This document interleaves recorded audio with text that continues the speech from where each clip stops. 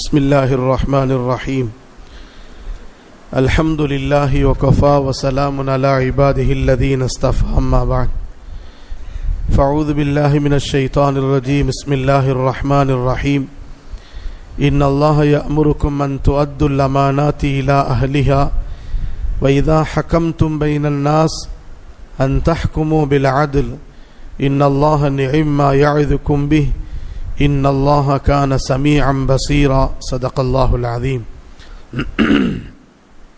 கண்ணியத்திற்குரிய அல்லாஹ்வின் நல்லடியார்களே, சூரத்து நிசா என்ற இந்த சூறாவிலே அல்லாஹ் ஜல்ல ஷானஹு தஆலா ஏராளமான அஹ்காம்களை, சட்டங்களை சொல்கிறான்.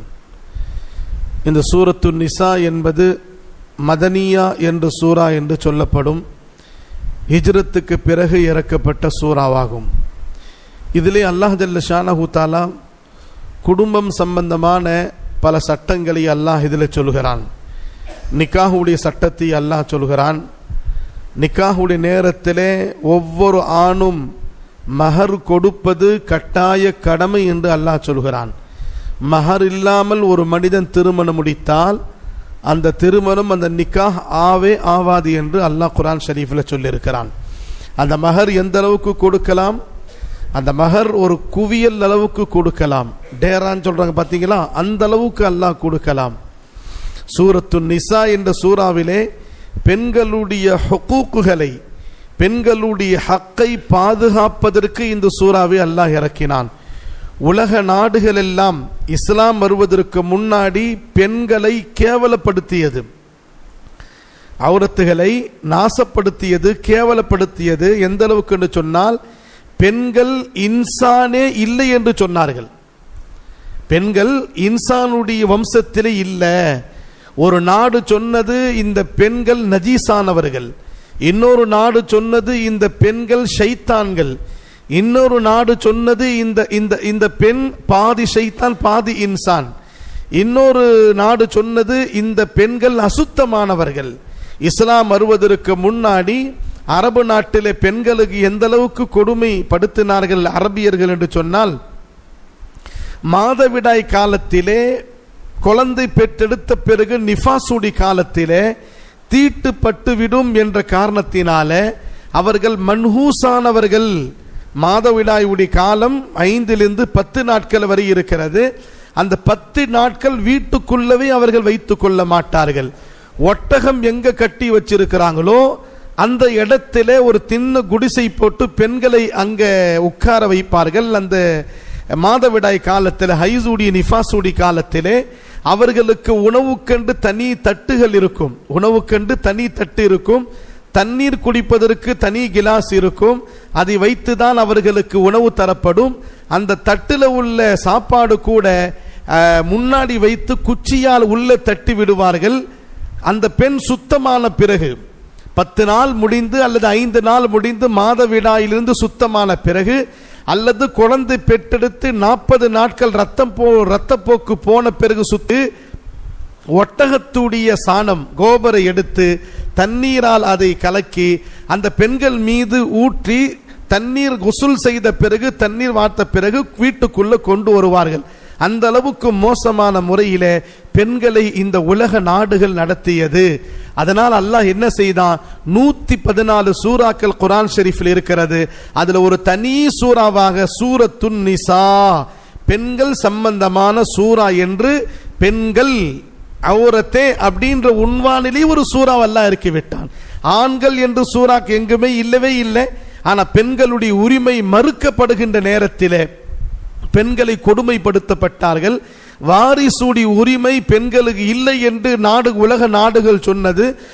முதலாக பெண்கள், ஆண்களுக்கு எப்படி சொத்துல பங்கு இருக்கிறதோ அதே மாதிரி பெண்களுக்கு கூட சொத்துல பங்கு இருக்கிறது. செட்டில்மெண்ட் இருக்கக்கூடாது. செட்டில்மெண்ட் பண்றாங்க பாத்தீங்களா? ஒரு தகப்பனுக்கு 2 பையன் 2 பொண்ணு இருக்குது அப்படின்னு சொன்னா, தகப்பனுக்கு கல்யாணம் முடிச்சு வைக்கிறார் அப்பா, 2 பொண்ணு இருக்குது அல்லது ஒரு பொண்ணு விட்டுட்டு போறாரு. அந்த பொண்ணுக்கு அந்த மகளுக்கு நிக்கா முடிப்பதற்கு 2 அண்ணன் தம்பி சேர்ந்து என்ன செய்யறாங்க, அந்த பெண்ணுக்கு நிக்கா முடிக்க வைக்கிறாங்க. ஒரு நல்ல விஷயம் இது. அப்பாவுடைய சொத்துல அந்த பெண்ணு சொத்துல பங்கு கேட்க வந்தா உன்னுடைய பங்குல தான் நாங்கள் நிக்கா முடிக்க வச்சிட்டோம். அப்போ சகோதரிக்கு செய்ய வேண்டிய ஹக்கை தன் கூட பிறந்த அக்கா தங்கச்சிக்கு செய்ய வேண்டிய கடமைகளை அங்க மறுக்கப்படுகிறது. ஹுகூக்குல் இபாதுடைய அந்த ஹுகூக்குல் இபாதுடைய விஷயம் என்ன? ஒரு பையன் அம்மா அப்பாவுக்கு செய்ய வேண்டிய கடமை, ஒரு பையன் தன்னுடைய சகோதர சகோதரிக்கு செய்ய வேண்டிய கடமைகள் அங்க மறுக்கப்படுகிறது. அந்த பெண்ணுக்கு சொத்துல பங்கு தராமல் உனக்கு நிக்கா முடிச்ச வச்சோம் பாத்தீங்களா, அது உனக்கு தர வேண்டிய சொத்தில் இருந்து நாங்கள் செலவு செய்தா தந்த உங்களுக்கு சொத்துல பங்கே இல்லை. ஒன்னு இப்படி சொல்றாங்க. ரெண்டாவது எப்படி சொல்றாங்க அப்படின்னா, ஒரு செட்டில்மெண்ட், உதாரணமா அந்த ஒரு பெண்ணுக்கு 10 லட்சம் ரூபாய் கிடைக்கிறது. அதுல 2 மடங்கு ஆணுக்கு 20 லட்சம், இன்னொரு 20 லட்சம், பெண்ணுக்கு 10 லட்சம் உதாரணமா கிடைக்குது அப்படின்னு சொன்னா உனக்கு 10 லட்சம் தர முடியாது. உன்னுடைய அந்த நிக்காவுடைய செலவு எல்லாம் போக ஒரு செட்டில்மெண்ட் மாதிரி ஒரு 2 லட்சம் ரூபாய் வச்சுக்கோ. ஷரியத்தில் செட்டில்மெண்ட் ஜாயிஸே இல்லை.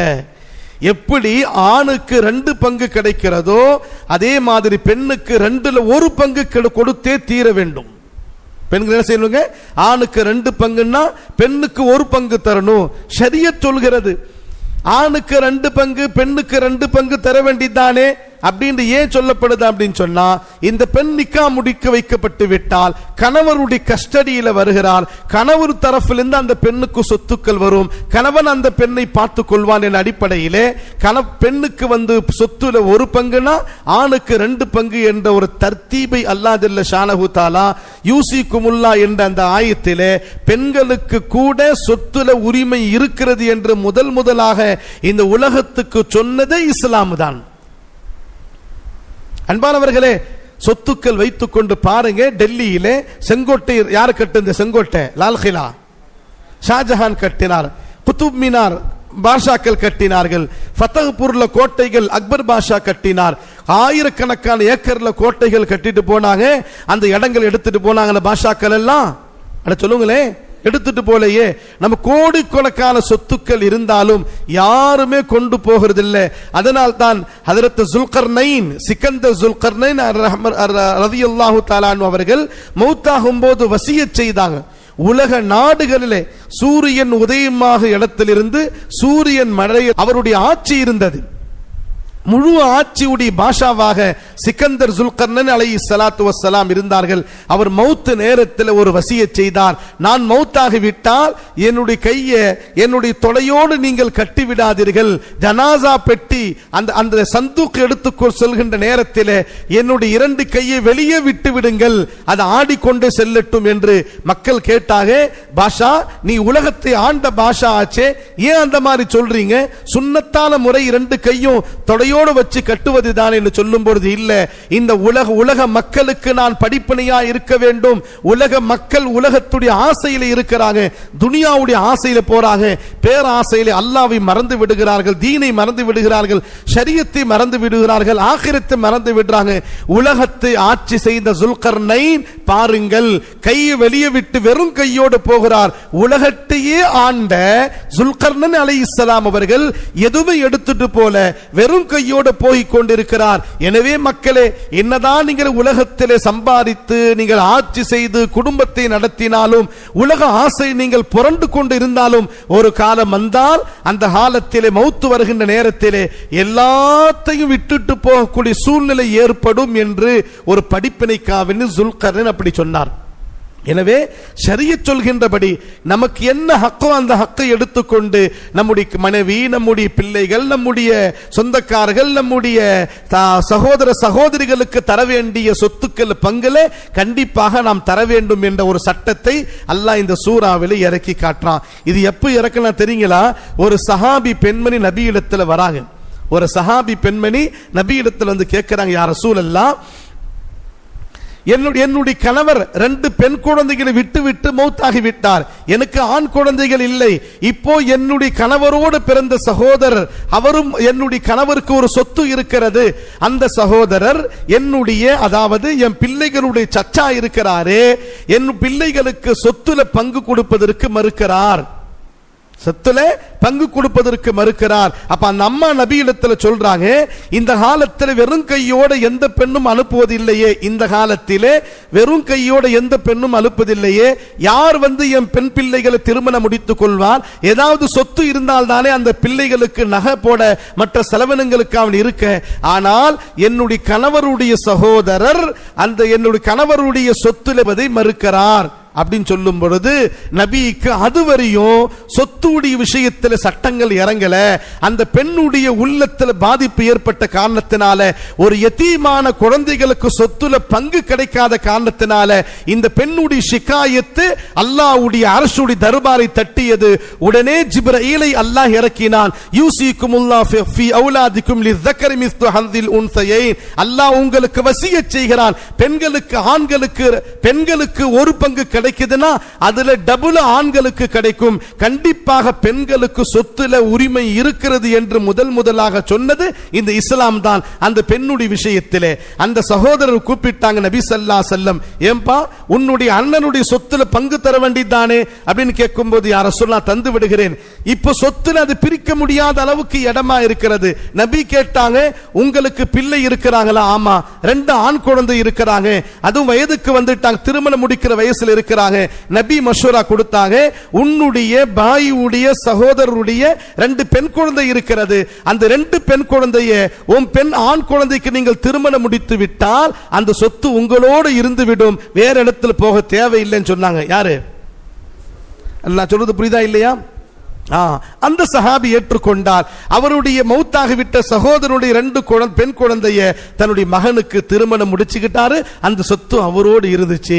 அன்பானவர்களே, ஒரு பெண்ணுக்கு சொத்து கிடைக்கின்ற நேரத்திலே பாதிக்கப்படும் பொழுது ரப்புடைய கதவை அந்த அம்மா தட்டுனாக. அல்லாஹ் சொத்துடைய விஷயங்களை அப்படி இறக்கி விட்டான்.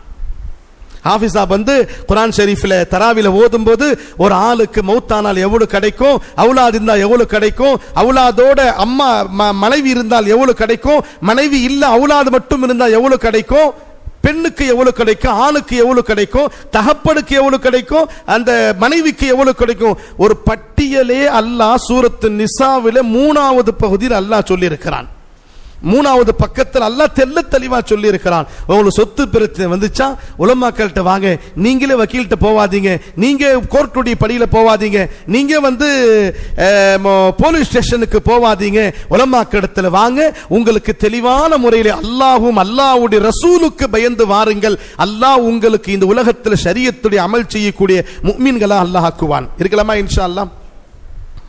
அதுக்கு அடுத்தபடியாக அல்லாஹ் ஜல்ல ஷானஹு தஆலா இந்த சூரத்து நிசால ஏராளமான சட்டை சொல்லும் பொழுது 2 விஷயத்தை அல்லாஹ் சொல்லி காட்டுகிறான். இன்னல்லாஹ் யஅமுருக்கும் அன் துஅத்துல் அமானாத்தி இலா அஹ்லிஹா.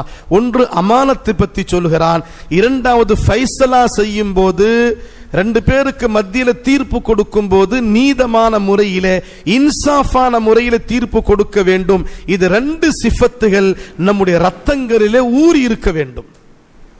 நபி ஸல்லல்லாஹு அலைஹி வஸல்லம் அமானத்தை பத்தி சொல்லாங்க. நம்ம அமானிதம்னா என்ன நினைச்சிருக்கிறோம்னா, ஒரு ஆளு 20 ரூபாய் கொடுத்தாரு, 2 दिन के बाद அமல் ஏலேத்தே அப்படின்னு சொல்லி 20,000 ரூபாய் கொடுத்துட்டு போனாரு. 2 நாள் கழிச்சு அவர் வந்தாரு, கீபா 2 दिन पहले तुम्हें वापस में 20,000 दिए ना, वो देवना क्या 20,000? அவன் கொடுத்தவன் ஹார்ட் அட்டாக் வந்துடும் அவனுக்கு. क्या 20,000? नहीं बा अमानत के तौर पर दिया ना, अमानत भी नहीं गिमान जाओ जी. பணத்தை மாத்த உடனே மனது என்ன செய்யறான், மனுஷன் மாறி போயிடுறான். இதுதான் நம்ம அமானத்தை நினைச்சு வச்சிருக்கிறோம். 3 விதமான விஷயங்கள் அமானத்து கிதாப்ல இருக்கிறது. சட்ட மசாயில்கள் பல மசாயில் இருக்கிறது. ஒன்னு, பொருளை கொடுத்த உடனே அதே பொருளை திருப்பி கொடுப்பது. நபியுடைய காலத்திலே முஷ்ரிக்கீன்கள் காஃபிர்கள் எல்லாம் அமானிதமான பொருள் நபி இடத்துல கொடுத்துட்டு போவாங்க. 6 மாசம் 7 மாசம் கழிச்சு அமானிதமான பொருளை கேட்டால் அப்படியே எந்த விதமான மாற்றம் இல்லாமல் நபி அப்படி கொடுத்துடுவாங்க. இது அல்லாஹ் நபிக்கு பெரிய ஒரு நிஅமத். அது நபி ஸல்லல்லாஹு அலைஹி வஸல்லம் ஹிஜ்ரத் செய்து இரவோடு இரவாக மகப போகிற நேரத்தில் கூட ஹஜ்ரத் அலியை கூப்பிட்டு அலியை வந்து தங்க வைக்காம போய் இருக்கலாம் நபி ஸல்லல்லாஹு அலைஹி வஸல்லம் அவர்கள். அல்லாஹ்வுடைய வஹி இறக்கப்பட்ட காரணத்தினால ஹிஜ்ரத் செய்து போயிருக்கலாம். தான் படுத்திருந்த கட்டில நீ படுத்துக்கொள், உங்களுக்கு எந்த விதமான கஷ்டம் வராது, நான் அமானிதமான பொருளை வைத்திருக்கிறேன், காலையில் எழுந்த உடனே அந்த அமானிதமான பொருளை யார் யாருக்கு சேர வேண்டியது இருக்கிறதோ அவர்களுக்கெல்லாம் கொடுத்து விட்டு நீங்கள் மதீனாவுக்கு வந்து சேருன்னாங்க நபி ஸல்லல்லாஹு அலைஹி வஸல்லம். புரியுதுங்களா? அப்படியே அந்த அமானித பொருளை எடுத்துட்டும் போல, வீட்டையும் விட்டு வீட்டில் வந்து அப்படியே லாக் பண்ணிட்டும் போல, அமானிதமான பொருளை அடுத்தவருக்கு கொடுக்க வேண்டும், உரியவனுக்கு போய் நிறைவேற்ற வேண்டும் என்பதற்காக வேண்டி ஹஜ்ரத் அலி ரலியல்லாஹு அவர்களை படுக்க வச்சாங்க. அலி ரலியல்லாஹு தஆலா படுக்க வைக்க நேரத்தில் என்ன 100 பயில்வான்கள் நபி விட்டு சுத்தி இருக்கிறாங்க. நபியை வெட்டுவதற்காக வேண்டி நபி ஸல்லல்லாஹு அலைஹி அலியே உங்களுக்கு எதுவும் ஏற்படாது என்று துவாவும் செய்தாங்க. துணிச்சலாக நபியிடத்தில் கொடுக்கப்பட்ட அமானிதமான பொருளை மக்களுக்கு நிறைவேற்ற வேண்டும் என்ற ஆசையில ஹஜ்ரத் அலி ரலியல்லாஹு அவர்கள் உயிர் போனாலும் பரவாயில்லை, அமானிதமான பொருள் நிறைவேற்றுவது நபியின் மீது கடமையாச்சே, அந்த நபியுடைய ஹுக்குமை நான் பின்பற்றுகிறேன் என்ற அடிப்படையில் நபி நைட்டு தூங்குனாங்க, காலையில் எழுந்தாங்க, அமானிதமான பொருள் மக்களிடத்தில் ஒப்படைச்சாங்க. நபியிடத்தில் கொடுக்கப்பட்ட விஷயங்கள் ஒரு ஹதீஸ்ல வருகிறது. நபி ஸல்லல்லாஹு சொன்னாங்க, லா ஈமான லிமன் லா அமானத லஹு, யாரிடத்தில் அமானிதமான தன்மை இல்லையோ அவரிடத்தில் ஈமானே இல்லைன்றாங்க நபி ஸல்லல்லாஹு. இன்னொரு ஹதீஸ்ல நபி ஸல்லல்லாஹு சொன்னாங்க, அதாவது ஆயாத்துல் முனாஃபிகி ஸலாஸத்துன், ஆயாத்துல் முனாஃபிகி ஸலாஸத்துன், முனாஃபிக்குடைய அடையாளங்கள் 3. இதா ஹத்தஸ கதப வைதா வஅத அக்லஃப வைதா துமின கான. முனாஃபிக், ஒரு நபர் முனாஃபிக் என்பதற்கு அடையாளம் என்ன தெரியுமா? பேசினா பொய் பேசிக்கொண்டே இருப்பான். அவன் வாயில வந்து தப்பி தவறி அதாவது உண்மை கூட வராது, பேசினால பொய்த்தான். இரண்டாவது வாதா ஹிலாஃபி செய்வான், வாக்குறுதி கொடுக்கப்பட்டால் மீறுவான். மூணாவது வைதா துமின கான, அமானிதமா நம்பப்பட்டால் அந்த அமானிதத்துக்கு மோசடி செய்வான்.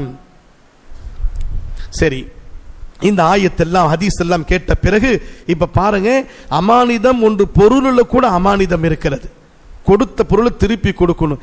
இரண்டாவது ஒரு மஜ்லிஸ், 3 பேர் உட்கார்ந்து இருக்கிறாங்க ஒரு மஜ்லிஸ்ல, ரகசியமான ஒரு விஷயத்தை பேசுறாங்க.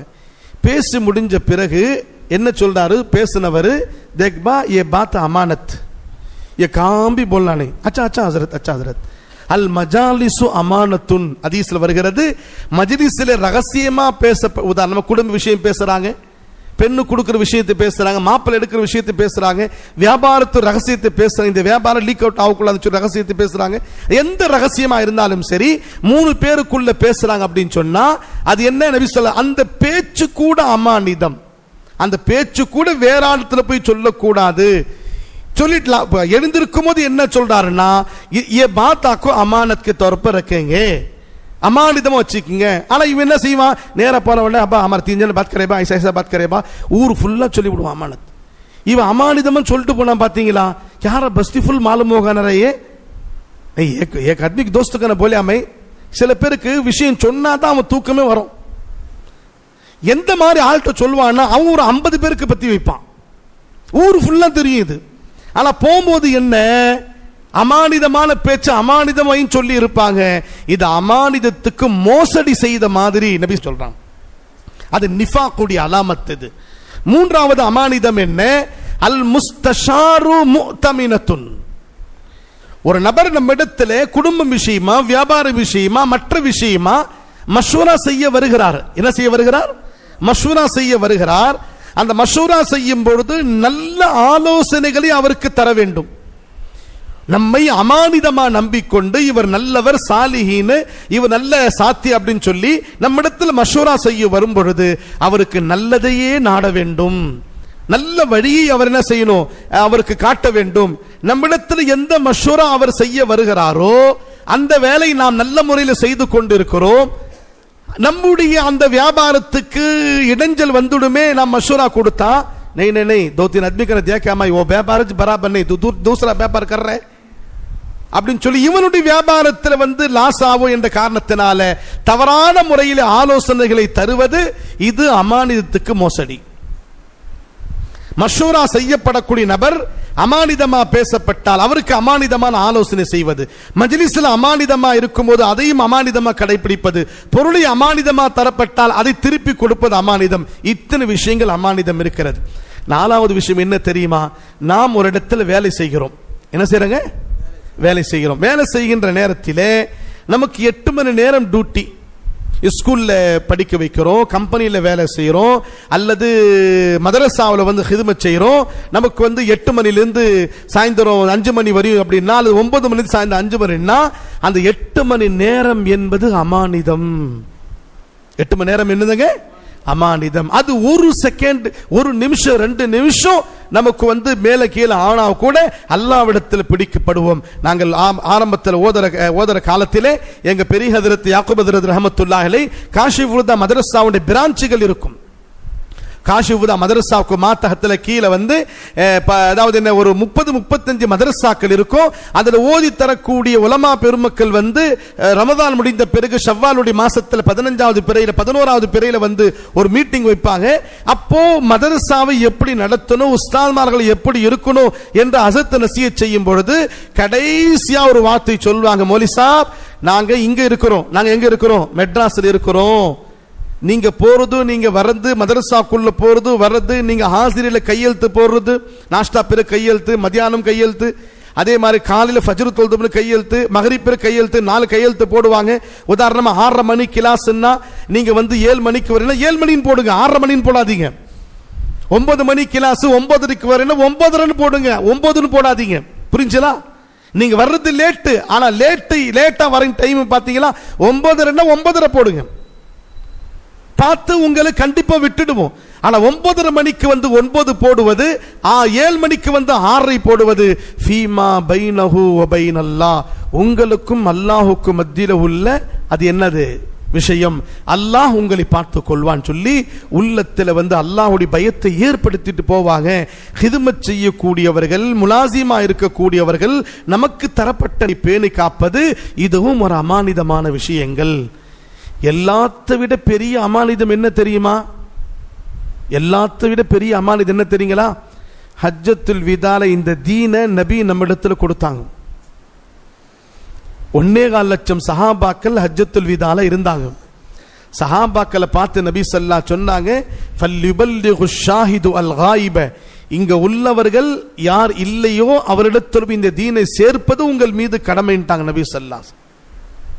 தீனுல் இஸ்லாம் நம்மிடத்தில் கிடைத்திருக்குதுன்னா இது ஒரு அமானிதமான தீன். இது வெறும் நாம மட்டும் தராவி தொழுதுட்டு குர்ஆன் ஓதிட்டு திக்ர் செய்துட்டு நோன்பு வச்சுட்டு இருக்கக்கூடிய சமுதாயம் அல்ல.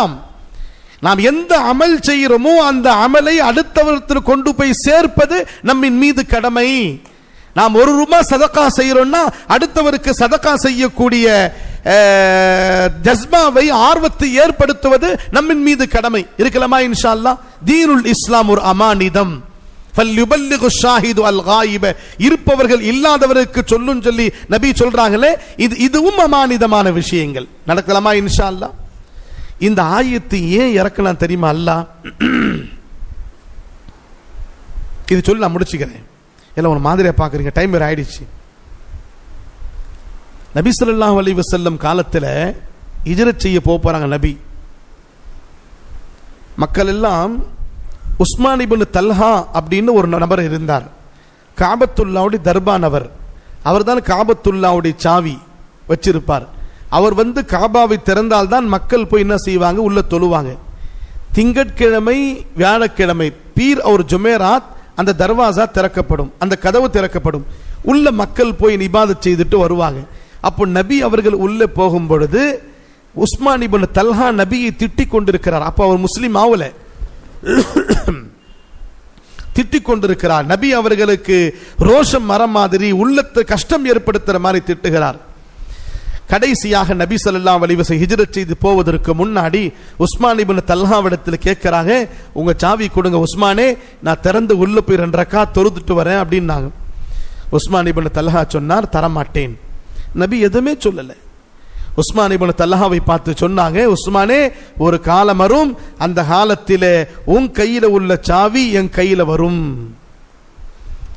உடனே உஸ்மான் இப்னு தல்ஹா சொன்னார், அந்த காலத்தில் குறைஷுடைய காந்தானே என்ன அழிக்கப்பட்டு விடும், அப்ப இருந்தால்தான் நீங்கள் உன் கையில் இந்த சாவி வரும். நாங்க நபி பதிலே சொல்லல. நபி ஸல்லல்லாஹு அலைஹி வஸல்லம் போயிட்டாங்க, ஹிஜ்ரத் செய்து மதீனாவுக்கு போயிட்டாங்க. ஃபதஹ் மக்கா நேரத்தில் மக்காவுக்குள்ள வந்தாங்க. ஹிஜ்ரி 8 மக்கா வெற்றி கொள்ளப்படுது. வெற்றி கொண்ட பிறகு நபி ஸல்லல்லாஹு அலைஹி வஸல்லம் அவர்கள் 10,000 சஹாபாக்களோடு தவாஃப் செய்றாங்க. இவ காபத்துல்லாவுக்குள்ள போய் தொழுவதற்கு ஆசைப்படுறாங்க. உஸ்மான் எங்கே அப்படின்னு கேட்டாங்க நபி ஸல்லல்லாஹு அலைஹி வஸல்லம். தண்ணி கொடுங்க.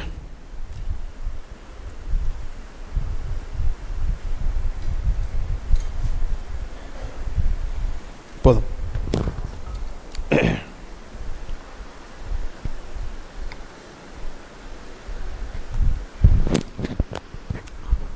உஸ்மான் இப்னு தல்ஹா எங்கேன்னு கேட்டாங்க. நபி ஸல்லல்லாஹு அலைஹி வஸல்லம் அவர்களை பார்த்து பயந்து உஸ்மான் ஓடி வருகிறார். வந்த நபி இடத்துல சாவி இப்படி காட்டினார். நபி எடுத்துக்கொண்டார்கள். நபி எடுத்துக்கிட்டு அவரை இப்படி பார்த்தார். எடுக்கின்ற கையில சாவி இருக்கிறது. உடனே அப்பாஸ் ரலியல்லாஹு எழுந்தாங்க. யா ரசூலல்லாஹ், உங்களுடைய துஆவினால, அல்லாஹ்வுடைய பெரும் கிருபையினால ஜம்சம் தண்ணி ஹாஜிமார்களுக்கு கொடுக்கக்கூடிய ஹிதுமத் அல்லாஹ் எங்களுக்கு தந்திருக்கிறான். இன்னைக்கு வரையும் அவருடைய ஜம்சம் நீரை கொடுத்துட்டு இருக்குது அப்பாஸ் ரலியல்லாஹுடைய கான்தான். அதே மாதிரி இந்த சாவியுடைய ஹிதுமத்து கூட எங்களிடத்தில் கொடுத்து விட்டால் கியாமத் வரை எங்களுடைய கான்தான் இந்த தர்பானுடைய வேலை செய்யுமே அப்படின்ற பொழுது அந்த சாவி வாங்கிட்டார். இவர் யாரு? உஸ்மான் இப்னு தல்ஹா சாவி கை இழுத்து கொண்டார். மறுபடியும் சாவி நபி கேட்டாங்க. கேட்டு மறுபடியும் ஹஜ்ரத் அப்பாஸ் அதை எழுந்து கேட்கிறாங்க, இந்த தர்பானுடைய சாவியுடைய அந்த ஹிதுமத் எங்களுக்கு கொடுத்துருங்க யா ரசூலல்லாஹ், நாங்க அமல் செய்யறோம் அப்படின்னாங்க. அவர் சாவி வாங்கிட்டார். சாவி பிடுங்கிட்டார். அவர் யாரு? உஸ்மான் இப்னு தல்ஹா. மூணாவது தடவையாக நபி சாவி கேட்டாங்க. வாங்கி கொண்டு நேரா உள்ள போனாங்க. உள்ள போய் ரிவாயத்தில் வருது 8 ரக்காத் தொழுதாங்க. காபத்துல்லாவுடைய அந்த சுவரில் சாய்ந்து உட்கார்ந்து கொண்டாங்க. அதுக்கடுத்து அந்த காபத்துல்லாவுடைய மைன் தர்வாசா வாசற்படியில் ஒரு ஆயத்து ஓதிக்கொண்டே வந்தாங்க. நான் ஓதின பிற ஆயத்து, இன்னல்லாஹ் யஅமுருக்கும் அன் துஅத்துல் அமானாத்தி இலா அஹ்லிஹா. யா ரசூலல்லாஹ், அமானிதமா வாங்கப்பட்ட அந்த பொருளை அதுக்கு உரிய நபரிடத்தில் நீங்கள் ஒப்படைத்து விடுங்கள். யார்கிட்ட வாங்கினாங்க இதை? அட சொல்லுங்களேன். உஸ்மான் இப்னு தல்ஹா ரலியல்லாஹு இடத்துல வாங்கினாங்க. அவரிடத்தில் ஒப்படைச்சு அல்லாஹ்வுடைய ஆயத்து இறங்கிடுச்சு. ஆனா ஒரு காஃபிர், இதுவரை முஸ்லீம் ஆகல. அல்லாஹ் என்ன சொல்றான்? யாரிடத்துல அமானிதமான பொருள் வாங்கப்பட்டதோ அவர் முஸ்லீமா அல்ல ஹிந்துவா பார்க்காதீங்க. யாரிடத்துல வாங்கப்பட்டச்சோ அந்த அமானிதமான பொருள் திருப்பு கொடுத்து விடுங்கள். நபி ஸல்லல்லாஹு அலைஹி வஸல்லம் கீழே இறங்கி உஸ்மான் இப்னு தல்ஹாவுடைய கையில கொடுத்து விட்டு சொன்னார்கள், உஸ்மானே, கியாமத் நாள் வரை இந்த சாவி உன்னுடைய கான்தானில் தான் இருக்கும். நீங்கள் தான் அந்த காபாவை திறக்கக்கூடிய ஹிதுமத்து செய்வீங்க அப்படின்னு சொல்லிட்டு நபி ஸல்லல்லாஹு சொன்னாங்க, ஜாலிம் பாஷா யார் உங்களுடைய கையிலிருந்து அந்த சாவி பிடுங்குகிறார்களோ ஒன்னு அவர் ஜாலிம்களா இருப்பார்கள் அல்லது காஃபிர்களா இருப்பாங்க நபி ஸல்லல்லாஹு அலைஹி வஸல்லம் சொன்னாங்க. அவர் வாங்கிட்டு போறார். யாரு? உஸ்மான் இப்னு தல்ஹா வாங்கிட்டு போறாரு. யா உஸ்மான் அப்படின்னாங்க நபி ஸல்லல்லாஹு அலைஹி வஸல்லம். திரும்பி பார்த்தார், இங்க வாங்க, நான் ஹிஜ்ரத் செய்து போகும்போது உங்கள்கிட்ட சாவி கேட்டனே, ஹயால் இருக்குதா? ஆமா இருக்குது யா ரசூலல்லாஹ். அப்ப நான் நீ என்ன செய்தீங்க? தரமாட்டேன்ட்டீங்க. ஆமா தரமாட்டேன்னு. நான் என்ன சொன்னேன்? உடனே அவர் அழுதுட்டார் உஸ்மான் இப்னு தல்ஹா. நான் என்ன சொன்னேன்? ஒரு காலம் வரும், அந்த காலத்திலே உன் கையில உள்ள சாவி என் கையில வரும் சொன்னா இல்லையா? உடனே அழுது என்ன செய்தார்? அஷ்ஹது அன்னக ரசூலுல்லாஹ், நீங்கள் அல்லாஹ்வுடைய ரசூல் என்று நான் சாட்சி சொல்கிறேன் சொல்லி முஸ்லீம் ஆயிட்டார். யாரு? உஸ்மான் இப்னு தல்ஹா ரலியல்லாஹு தஆலா. இன்று வரை அந்த ஷைபி கான்தானை சேர்ந்தவர்கள் தான் அந்த காபத்துல்லாவுடைய சாவியை வைத்துக் கொண்டு அரசர்கள் இப்ப இருக்கிறாங்களே, இவங்க திறந்து விட்டாதான் இன்னைக்கு உள்ள அரசர் கூட உள்ள போக முடியும். இப்ப இந்த ஆயத்தில் அல்லாஹ் என்ன சொல்ல வரா? அமானிதமா யாரிடத்தில் பொருள் வாங்குறோமோ அவர் எந்த மதத்தை சேர்ந்தவர் என்று நீங்க பார்க்காதீங்க. அமானிதமான பொருள் நீங்க திருப்பி கொடுத்துட்டீங்கன்னா எதிரில் இருக்கக்கூடிய காஃபிரா நபராக இருந்தாலும் அல்லாஹ் அவருக்கு அமானிதத்தை நிறைவேற்றுவதன் மூலமாக ஹிதாயத்தை கொடுத்து விடுவான். எப்படி உஸ்மான் இப்னு தல்ஹாவுக்கு அல்லாஹ் ஹிதாயத்தை தந்தானோ. இருக்கலாமா? இன்ஷா அல்லாஹ். அல்லாஹ் ஜல்ல ஷானஹு தஆலா பிறவிட்ட பாக்கி தருவானாக. வாஹிரு தஅவானா அல்ஹம்துலில்லாஹி ரப்பில் ஆலமீன்.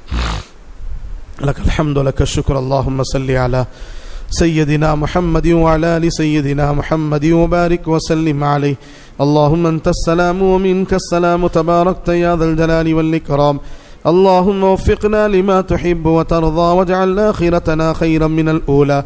اللهم إنا نسألك العفو والعافية والمعافاة الدائمة في الدنيا والآخرة والفوز بالجنة من النار. اللهم ارحمنا يا أرحم الراحمين. ربنا تقبل منا إنك أنت السميع العليم وتب علينا إنك أنت التواب الرحيم. صل وسلم على محمد وآله وصحبه أجمعين برحمتك يا أرحم الراحمين والحمد لله رب العالمين. سبحان الله.